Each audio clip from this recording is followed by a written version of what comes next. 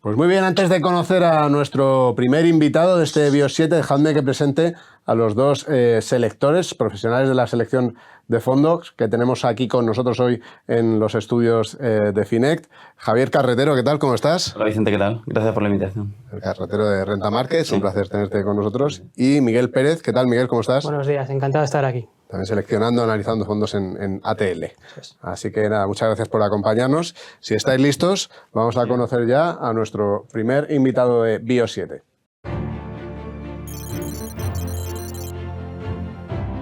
Nos quedamos a orillas del Támesis, donde conectamos con Richard Hall.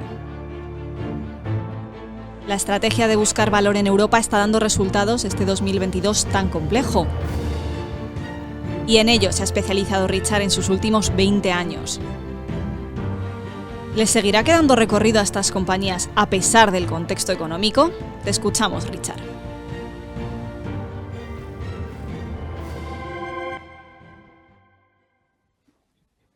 Tiempo para ti, Richard. And thank you for joining me for this call. Gracias por estar aquí conmigo. Durante más de una década me han estado preguntando constantemente ¿cuándo va a tener lugar el rally del value? Ahora que ha sucedido, lo que me preguntan varias veces al día es ¿es sostenible este rally del value o no? He pensado que podría ayudar a que lo entendáis grabando este pequeño vídeo.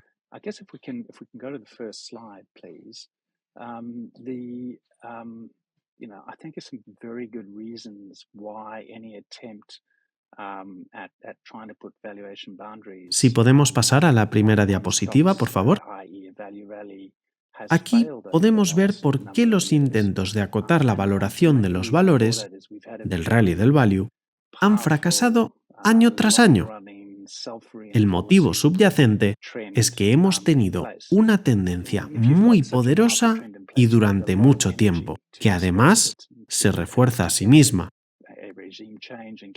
Y con una tendencia así, se necesita muchísima energía para desplazarla, para conseguir que ésta cambie y que la gente se empiece a cuestionar la tendencia. En los últimos años, cualquier intento de rally del value ha sido superficial y además muy breve. Es muy fácil para los inversores ignorarlos y seguir centrándose en las inversiones, en growth y en quality, que ya tenían. Lo que es realmente interesante, atendiendo a la gráfica, es que desde que lanzamos el fondo en 2008, el rally ha estado siempre presente y se puede apreciar en la gráfica de la izquierda. Otra cosa interesante que ha sucedido en estos tiempos de COVID y que pensamos que es típico de esta fase de las tendencias a largo plazo es que hemos visto una fase caracterizada por una gran capitulación y fuertes caídas. Y esto ha venido de la mano con los bancos centrales y la impresión de dinero. Tuvimos una vuelta al growth muy marcada durante este periodo y lo que ahora tenemos es una rotación de mercado significativa. Esta rotación, por primera vez en una década, ha sido suficientemente potente y fuerte como para que los inversores puedan empezar realmente a cuestionarse si la inversión en growth era tan fácil y tan poderosa como pensaban que era. Creemos que ahora sí es suficientemente poderosa, que se ha hecho daño a esa fe que se tenía en el growth y es suficientemente poderosa como para empezar a incorporar parámetros de valoración en sus acciones.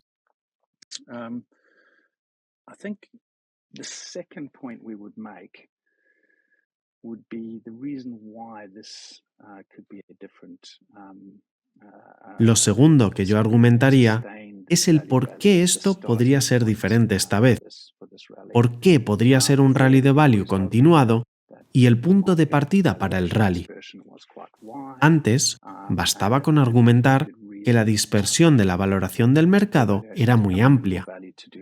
Eso solamente era suficiente para que el value rindiera bien y las valoraciones entraran en escena. Después de esas fuertes caídas, de ese estado de capitulación, empezamos a ver lecturas extremas en varios parámetros que podíamos observar, más que en ningún otro momento de la historia. Yo empecé mi carrera a principios de 1999 y la verdad es que nunca pensé que vería un mercado tan loco como el de la burbuja.com de 1999 y 2000. Pero según nuestras mediciones, los mercados enloquecieron aún más que en aquel momento. Y sobre esta medición, que podemos observar en la gráfica de la izquierda, aún están locos los mercados, incluso después de este rally. Las dispersiones de valoración son aún más amplias que durante ese periodo. Por ello, creemos que matemáticamente hablando, el tamaño de la diferencia de valoración va a incrementar exponencialmente las probabilidades de que el value rinda bien de aquí en adelante, muy al estilo de otro periodo en la historia que es digno de estudio, y es el rendimiento de los valores Nifty 50 de los años 70. Entonces, había empresas de calidad que, aunque hicieron las cosas bien, en los mercados les iba bastante mal, porque las probabilidades de valoración no les favorecían en absoluto.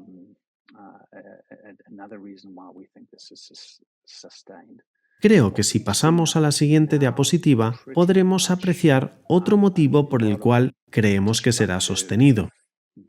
Lo que habíamos visto hasta ahora eran muchos valores disruptivos, de capital de riesgo, startups y de crecimiento muy rápido. Esos son los que principalmente han rendido peor. Lo más cercano a estos valores se encontrarían en el famoso fondo Cathie Wood ARK Innovation Fund, que de hecho se puede ver en la gráfica superior derecha. Aquí veo que hay dos cosas muy interesantes en esto.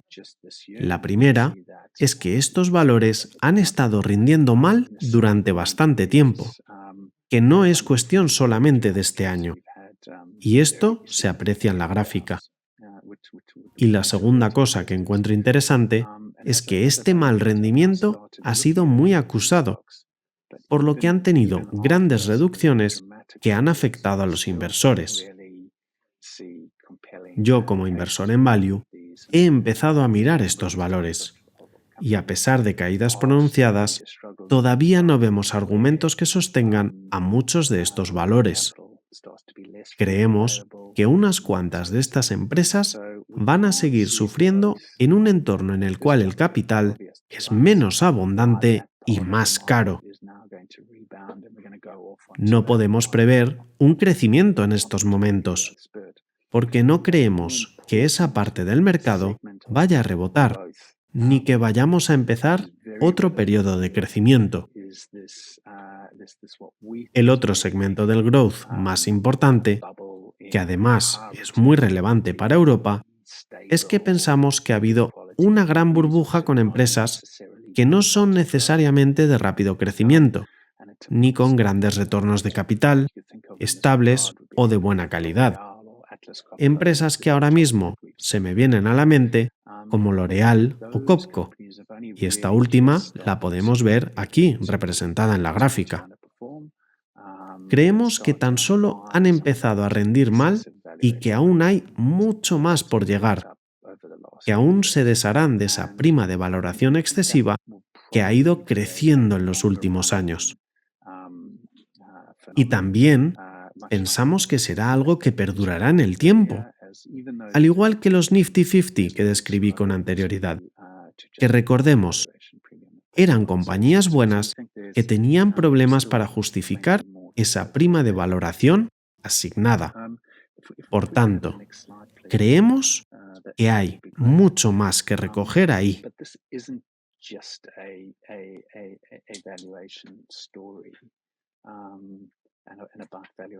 Vayamos a la siguiente diapositiva, por favor. Esto no es solo una cuestión de valoración y una valoración mala que se está normalizando. Otro de los elementos claves sobre los que escribimos en una nota de junio de 2020 y os podéis poner en contacto con nosotros si deseáis una copia de la nota. Coincidían en el tiempo con muchos cambios fundamentales del mundo, cambios que resaltamos en la nota de junio del 2020, y que todo lo que ha estado sucediendo en el mundo está en línea con lo que escribimos. Durante mucho tiempo ha habido unas cuantas poderosas tendencias subyacentes en el mercado, como son el aumento de la globalización, tipos de interés en constante declive y lo que es realmente importante para nosotros, que sucedió el mismo año en el que los bancos centrales empezaron a imprimir muchísimo dinero, y lo hicieron a través de sus programas de quantitative easing, que fue el principio del desinterés por el value. En ese momento, los bancos tenían la capacidad y además la voluntad de apoyar a los mercados. Y quizás pensasteis que corrigieron una fortísima tendencia especulativa en ese momento. Pensamos que estamos entrando en una era donde muchas de esas fuertes tendencias que han estado dominando los mercados están o bien tambaleándose, o bien deteniéndose, o incluso revirtiéndose por completo. Esto es importantísimo, porque de ser cierto, sentimos que los tipos de empresas que han estado rindiendo bien en los últimos 10 años no van a ser necesariamente el mismo tipo de empresas que vayan a hacerlo bien en los siguientes 10 años, en un mundo que ha cambiado drásticamente. Creemos que es un punto importante en el dilema del value contra el growth. Esos estatus de growth o value no son fijos. A menudo, cuando hay cambios de régimen en los mercados, se puede observar cómo empresas que solían ser de value, en apenas una década, muchas de esas empresas pasan a ser los nuevos valores del growth. Y esa transición de ser muy baratos y poco queridos valores de value a de repente obtener buenos rendimientos en industrias con buenas características de oferta-demanda y empiezan a ser queridas por los inversores y además recalificados. Ese trayecto de valor de value a growth es tan potente que no se trata solo de una dispersión de valoración.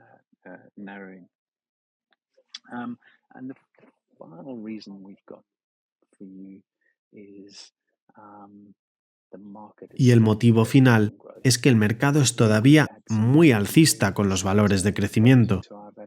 Hemos tenido buenas entradas a nuestra estrategia value en los últimos 18 meses, pero hemos hablado con mucha gente que todavía está muy convencida del value, aunque también hay inversores que siguen positivos con el growth.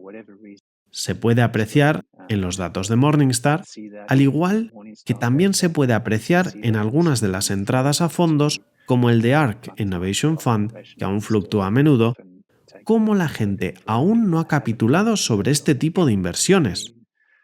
Es algo sobre lo que muchos participantes del mercado van a dudar en renunciar a ello, ya sea porque llevan mucho tiempo apostando por ello y esto les ha funcionado durante todo este tiempo, o porque simplemente no están dispuestos a apuntarse unas pérdidas por el simple hecho de haberse unido tarde a la fiesta del growth.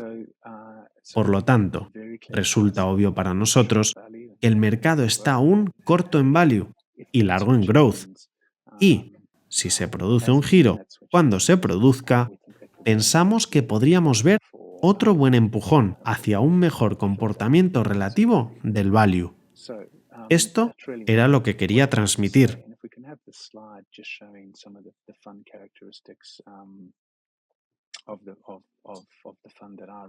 En esta diapositiva podemos ver las características del fondo que yo gestiono, el fondo MIG European Strategic Value Fund. Lo que se puede ver aquí y lo que realmente nos gusta es esta diapositiva. ¿Y por qué nos gusta? Nos gusta porque tenemos un fondo que actualmente rinde 9 veces con respecto a los ingresos, con un valor subyacente del fondo que se acerca al book value. Estas son grandísimas cifras que permiten ofrecer a los que invierten en nuestro fondo la oportunidad de disfrutar de buenos retornos desde ya. Y como existe mucha dispersión de valoración en el mercado, podemos componer una cartera realmente diferenciada, sobre todo en comparación con lo que se encuentra ahora mismo a nivel de índice. Eso es básicamente lo que quería yo contaros hoy. Espero que os haya parecido muy interesante. Ok, muchas gracias por tu presentación. Vamos a pasar ya al tiempo de preguntas. Ya tenemos aquí a nuestros selectores de fondos en el estudio. Javier, si te parece, empezamos por ti. Sí, claro. Gracias, Richard, por la presentación. Yo quería preguntarte acerca de la distribución sectorial que tiene el fondo. Y la pregunta es, en el caso de que no consideres algunos sectores como fuera del value, ¿significa que no tienes nunca estos sectores en cartera? Por ejemplo, el tecnológico, que a lo mejor es el más famoso. Lo comento porque a lo mejor no sé si esto podría afectar negativamente a la diversificación del fondo. Y también relacionado con este punto, ¿el fondo tiene posición en todos los sectores? Es decir, ¿tiene una posición mínima por sector o una desviación máxima con respecto al benchmark? Sure. Those are great questions, particularly for value managers, because I think there are a lot of value managers who don't pay. Esas son muy buenas preguntas, particularmente para gestores de value, porque creo que hay muchos gestores de value que no prestan mucha atención a la composición de la cartera, y la gente quiere obtener value a través del value ETF. Una de las cosas que he observado a lo largo de los años es que el value de un ETF tiene un riesgo de concentración sectorial enorme, lo cual ha resultado ser problemático a lo largo de los años. Nuestro enfoque hacia los sectores es que no somos neutrales. No tenemos ningún problema en no tener presencia en un sector si no encontramos las oportunidades adecuadas desde un punto de vista ascendente. Lo que nunca hemos permitido desde que empezamos con este fondo hace 14 años es que los efectos del sector dominen el perfil del fondo. Por el momento, como el value nunca ha caído bien, ha habido oportunidades de value en todo tipo de industrias y en toda clase de empresas, por lo que ha sido bastante fácil para nosotros encontrar las empresas a lo largo de varios sectores, lo que nos ha ayudado muchísimo a la hora de diversificar. Un sector que sorprende en estos momentos es el energético. Hace tan solo 18 meses la gente me tiraba huevos podridos por tener acciones de petróleo y pensaban, ¿cómo puedes ser tan estúpido? El mundo está girando hacia energías renovables, pero ese cambio aún no ha sucedido. Si algo hemos aprendido de esta transición de hidrocarburos a electrones es que va a llevar mucho tiempo y que quizá no invirtamos en hidrocarburos por un tiempo. Tenemos en cartera un par de esos y tenemos una sobreponderación del 6% en energía. No es posible sobreponderar el sector bancario en exceso y por eso ahí solo tenemos un 3% de sobreponderación. Mucha gente apostó fuerte por el sector bancario a finales del año pasado y principios de este, con la convicción de que era una apuesta segura porque iban a subir los tipos de interés. Nosotros, en cambio, no creemos que haya que jugárselo todo en la banca y dominar así el perfil del fondo, por el simple hecho de que no podemos controlar o sería difícil predecir los tipos de interés. Ese es nuestro punto de vista sobre los sectores. Miguel. Bueno, Richard, lo primero, muchas gracias por la presentación. Te quería preguntar lo primero nos has estado hablando un poco de los flujos de inversión y que todavía se ve como la temática del value no acaba de atraer todos los flujos y sigue siendo el growth el predominante y se ve casi como una oportunidad de estas correcciones de comprar a unas valoraciones más atractivas que de acabar de ser una vuelta al value. Me gustaría saber, en tu opinión, ¿cuál es el acontecimiento que crees más importante que pueda hacer que el value vuelva a ser una tendencia a largo plazo sostenible?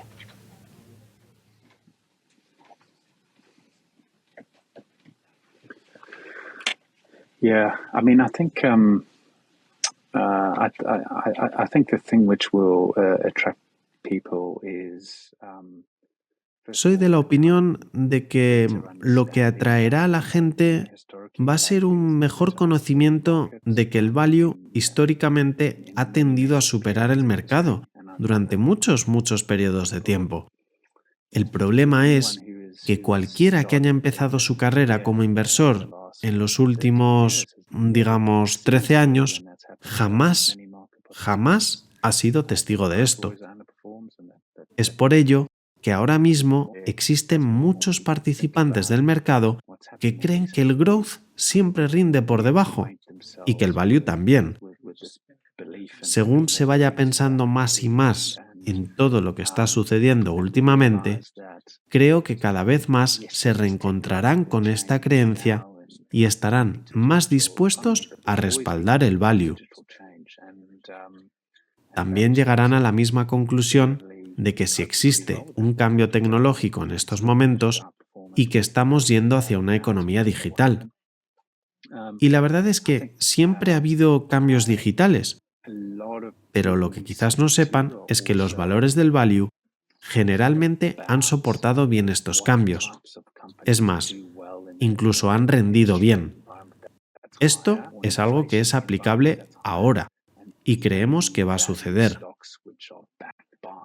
Muchas de las personas con las que hablamos también están pensando en esos tipos de empresas que son capaces de rendir cuando suben los tipos de interés y hay una inflación más alta. Y quizás esos valores son aquellos que están respaldados por activos tangibles. Quizás estos valores vayan a rendir mejor en este entorno que algunas de las empresas que son más laxas y especulativas. Creo también que esto va a suceder. Y aunque necesitamos un poco de tiempo, un tiempo para que la gente empiece a procesar ese shock psicológico que supone aceptar que quizás estos valores de growth no van a alcanzar las valoraciones tan estratosféricas del pasado, que quizá se haya acabado una época, un ciclo, y que no va a haber obligatoriamente una gran recuperación.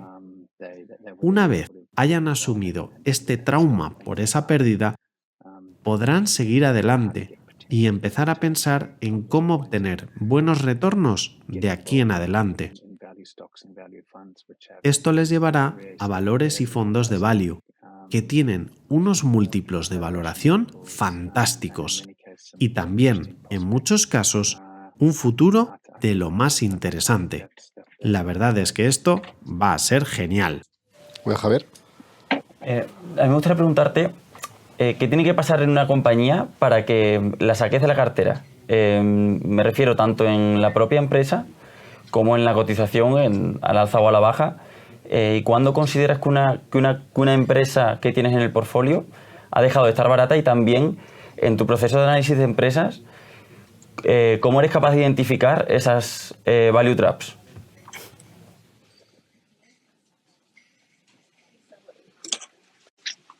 Yeah, sure. Yeah, no, sure. We're not a quant fund. We're big believers in fundamentals, and I can understand why quant funds do what they do, but we think they leave. Claro, no somos un quant fund.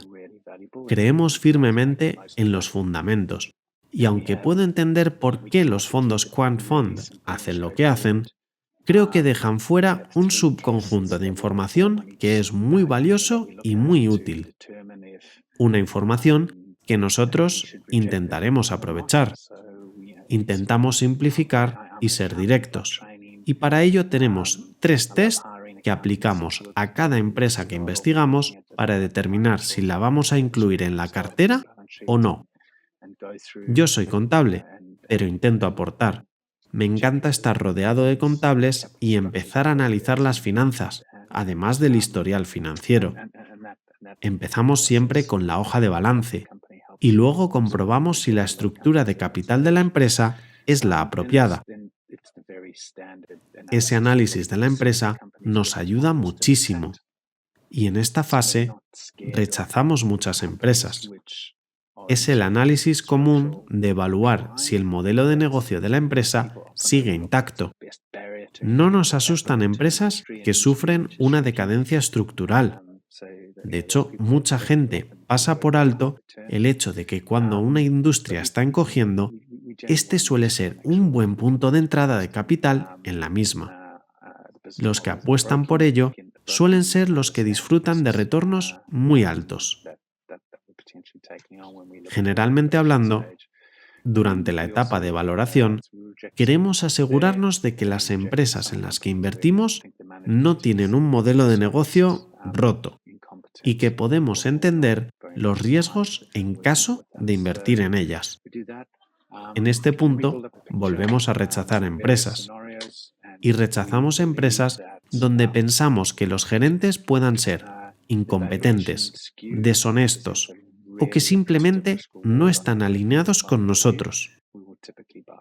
Después de todo este trabajo, desarrollamos un posible entorno donde hay varios escenarios, y si alguno de estos escenarios nos aporta un sesgo de valoración que presente una ratio de riesgo-recompensa atractivo a 3 o 5 años, invertiremos en esta empresa.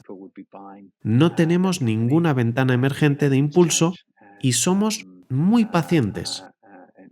No cambiamos la cartera con facilidad y nos encantan las empresas moribundas cuando no es el momento, y somos de las pocas personas cuerdas que siquiera invertirían en esta empresa, porque sabemos que las cosas cambian y también cambian las opiniones y las empresas, y estamos dispuestos a hacer lo que nadie, porque eso significa que obtenemos unos precios increíbles a la hora de vender, y creo que esto también nos diferencia de la competencia. No tenemos ninguna prisa. Cuando invertimos en algo en lo que creemos, podemos llegar a tener retornos al alza varias veces. Si vendes cuando has alcanzado un 50% o incluso un 100% de retorno, muchas veces estás vendiendo demasiado pronto. Nosotros vendemos cuando sentimos que el riesgo-recompensa ya no es el apropiado, o si podemos encontrar muchas mejores oportunidades para el capital del fondo. Miguel. Sí, a mí me gustaría, siguiendo con el hilo de la pregunta de mi compañero, saber si el fondo tiene limitaciones en cuanto a exposición a una sola acción, a un sector o algún país en concreto, y si considerarías el fondo como un fondo estratégico para la cartera de cualquier inversor centrado en el value.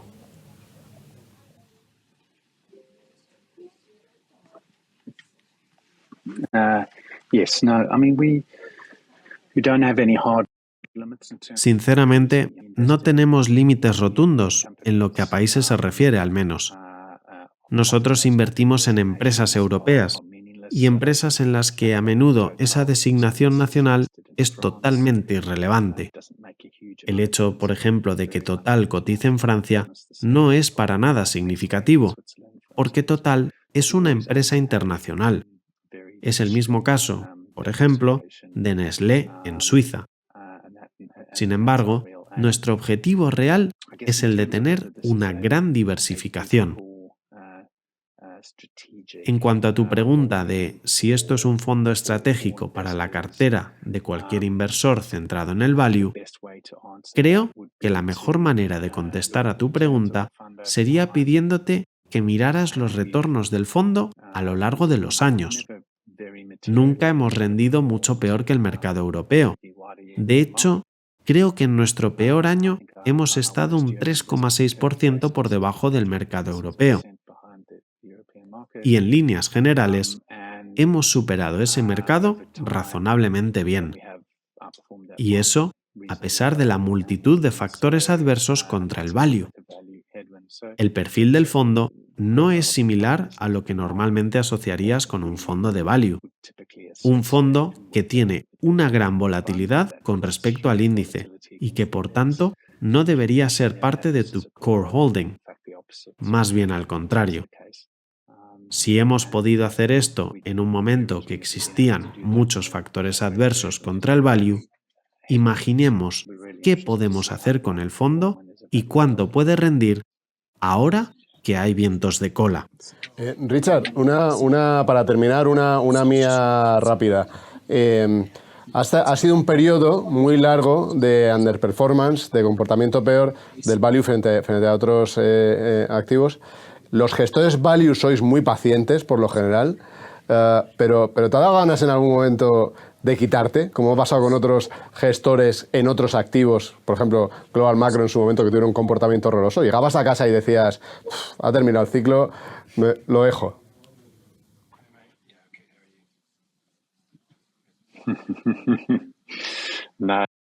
No, y por varios motivos. El primero es que tuve la grandísima suerte de empezar mi carrera en esta industria como inversor profesional a principios de 1999, por lo que yo fui testigo de cómo muchos inversores de value fueron despedidos o se rindieron antes de que el mercado remontara. Y la verdad es que aquella lista era muy larga. Lo realmente importante para un inversor es creer en algo y creer en ello hasta el final, acompañarlo en su ciclo. Eso es exactamente lo que he hecho yo. No me he desviado de mis principios de value en ningún momento. Así soy yo, así invierto yo, y creo que es así como se obtienen buenos retornos sobre la inversión, y también así es como se bate el mercado. Así que no, nunca ha habido dudas. Sí, en cambio, he tenido que convencer a otros que dudaban. Y el sufrimiento de los últimos 10 años o así hace que la situación actual me aporte algo de reivindicación, aunque obviamente no estoy contento con el estado general en el que está el mundo en estos momentos. Lo que sí me gusta es que tan solo acabamos de empezar este viaje y aún queda muchísimo por delante. Pues nos ha encantado conocer esa visión y esos principios, así que muchísimas gracias por tu tiempo, Richard. Gracias por vuestro interés y vuestras preguntas. Bueno, pues muchas gracias también a los electores que nos han acompañado con vuestras interesantes preguntas. Javier Carretero, muchísimas gracias, Renta Markets. Muchas gracias a vosotros por la invitación, Vicente. Y Miguel Pérez, de ATL Capital, muchísimas gracias, Miguel, también. Muchas gracias a vosotros.